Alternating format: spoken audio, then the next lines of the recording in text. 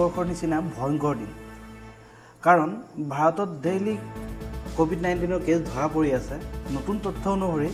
যোৱা এক সপ্তাহত 257টা কোভিড-19 এক্টিভ কেছ ধৰা পৰিছে ইয়াৰ মাজত কেৰালা 69 জন মহাৰাষ্ট্ৰত 44 জন তামিলনাডুত 34 জন আজিৰ দিনটোতে নতুন খবৰ অনুযায়ী 3টা কেছ পজিটিভ আহিছে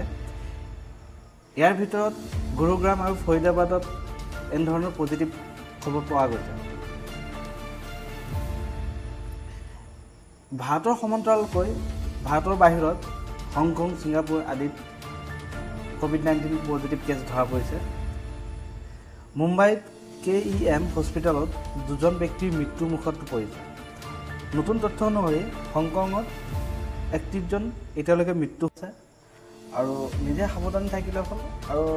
কোনো ৰাস্তা ঘাটত গ'লে মাস্ক ব্যৱহাৰ কৰি চেনিটাইজাৰ ব্যৱহাৰ কৰি বা মেডিকেলত গ'লে মাস্ক বা চেনিটাইজাৰ যিমান ইউজ কৰে আৰু নিজে যিমান সেফ হৈ থাকিব সিমানে ভাল থাকিব গতিকে সাৱধান থকা ভাল আমি যাতে সেই আগৰ নিচিনাকৈ